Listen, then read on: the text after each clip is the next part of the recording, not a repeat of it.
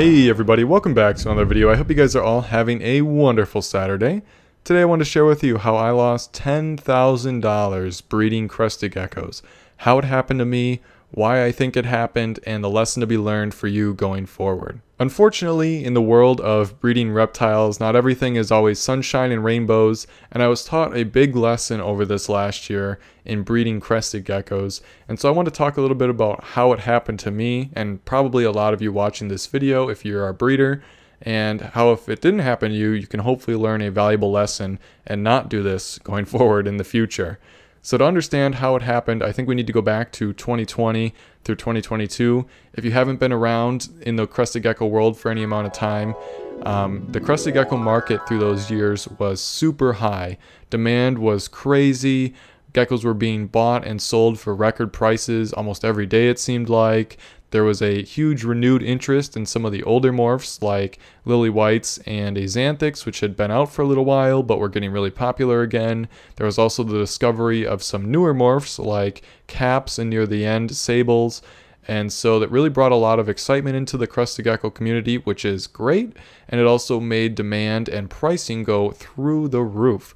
And so during this time, specific morphs, mostly axanthics, and the new morph cappuccinos were really sought after, not only because they're super cool and interesting to work with, but also because there was a lot of money involved in breeding them. Obviously, they were a newer morph, and anytime there's a newer morph, they always sell for a lot of money. So a lot of these new people got in, and people who were already in the game saw a lot of the money in it and, you know, obviously wanted to get in on breeding these animals.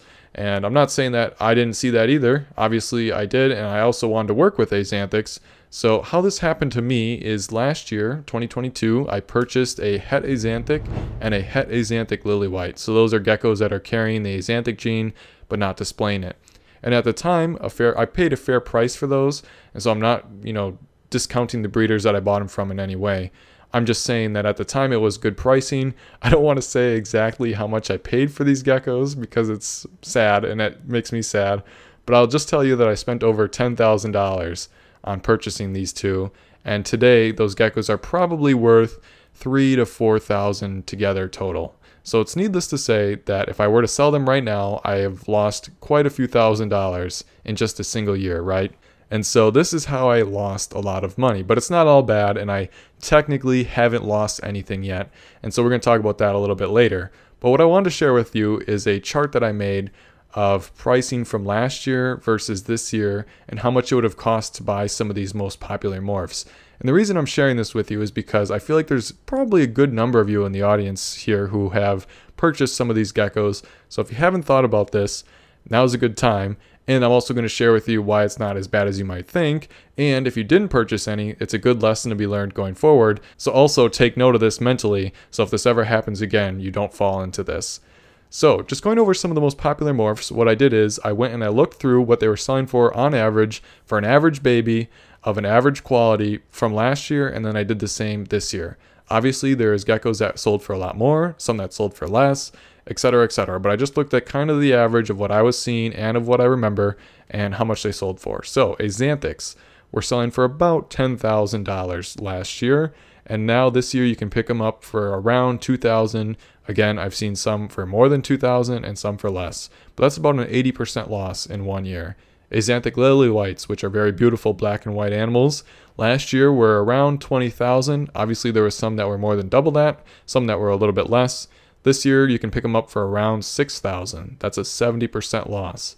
Het axanthics, which is what I bought last year, depending on quality and size, were around $4,000. This year, you can pick up a baby for about $1,000, give or take. So that's about a 75% loss. Het axanthic lily white, which is the other one that I had purchased, was around $7,000, give or take. This year, you can pick one up for about $2,500, again, depending on where you get it from. That's about a 67% loss. So that was one of the most popular morphs, was the axanthic and the associated combinations with it, right? The next one, which was hit the hardest, is cappuccinos, frappuccinos, and super caps. So a cappuccino last year was selling for about, a baby, was about $8,000, give or take. This year, you can pick some up for as low as $450, and I've actually seen them even less than this. So that's a 96% loss in a single year. Frappuccinos, which is what you get when you breed a cappuccino to a lily white, was going for about $10,000 last year. Now I've seen some for about $1,000. That's about a 90% loss. Super caps, which is what you get when you breed two cappuccinos together and get the super form. It's an all black little alien looking type gecko, very scary. As far as I know, last year these were selling for tens of thousands. I'm pretty sure they were 15 to 30, depending on where you got them from. I cannot confirm that because there is no public record of any of them that have been sold as far as I know, but it's pretty much been condemned as something you shouldn't breed, so I didn't even know what to put for this. I put question mark because you probably lost a lot of money. Sables, which is one that came out a little bit on the tail end of last year, or kind of, later in those years I was mentioning. We're going for mid-teens, and now they're about 4 to 5, depending on quality on average. So that's about a 67% loss. Lily White's one of the older morphs, or I would say probably the oldest. Hasn't really lost any value. I just said less than 20%. The only thing that's really came down, I would say, is adults are getting a little bit cheaper, but not crazy, not like any of the other ones, especially not like cappuccinos. So why did I want to highlight that for you? Well, if you bought any of those morphs, chances are you're in a similar boat as me. And that was looking at just a single gecko. And unfortunately, if you bought more than one, I feel really sorry for you. And I mean that too, because if you bought let's say you bought two cappuccinos for, I don't know, $16,000 or even 15 or whatever, you have a lot of road ahead of you to get back to that. So I feel bad for you if you did purchase anything like that or multiple Axanthics. I'm sorry. But I also did want to kind of point out something else that was kind of interesting. So what I did is I took all those morphs and I added them all up, what it would have cost you to get one of each in 2022 and then one of each this year. And so what I came up with for 2022 was $91,800, or probably about 85 to 100 depending on who, what, and where you got it from. Did the same thing for this year. I came up with $20,450, or about 15 to 25 depending again who, what, where, and you get it from. So if we just say 100,000 and 20,000 on average, or no, 90,000 and 20,000 on average, chances are you lost a lot of money if you purchased any of the aforementioned morphs of Crested Gecko. So that's kind of how I got there, how you probably got there. Let's talk a little bit about why this happened, or why I think it happened. So the first thing that I think caused it is probably the super high demand. The market was so high. Also, a lot of new people joined, which is great. Also continued to drive prices up because they thought they were going to make a lot of money quickly. And so they might have purchased some of those, not knowing a whole lot, and really rose the pricing up. And then what happened is the second step of that is people saw all the money, so they bought a bunch of them to start breeding them, and then they really overproduced them. Especially Axanthics and cappuccinos were probably the worst of the two. Nobody was going out and buying hundreds of extreme harlequins to breed them, right? It was all the expensive stuff because people wanted to make money. And I'm not against that. Well, overproduction kind of sucks, but I'm not against wanting to make money with your animals at all. That's not what I'm saying. I'm not saying, by the way, in this video that you shouldn't buy any Crested Geckos. My last video was literally talking about why you should be buying Crested Geckos. So don't take that the wrong way either. But overproduction definitely killed a lot of these. And with cappuccinos especially, they were already in the pet stores. One of the big distributors already had cappuccinos in their collection and didn't know about it, and then found out about it, and now people were hunting at pet stores during that time looking for them, and that's how I actually got my cappuccino. I found it in a pet store. So that didn't help the cappuccinos at all. And so I would say, number one, demand, pushing it up, people seeing how much money they could make potentially, or so they thought, also pushed it up. And then the overproduction of those animals is what drove it way down this year. And so I think that's really what did it in mostly. Obviously, there's probably some other small factors, but I think people who are genuinely interested in Axanthics or cappuccinos or frappuccinos are going to be okay, because in the long run, if you start breeding these animals, you can potentially make it up over time. So that's how it's not all bad.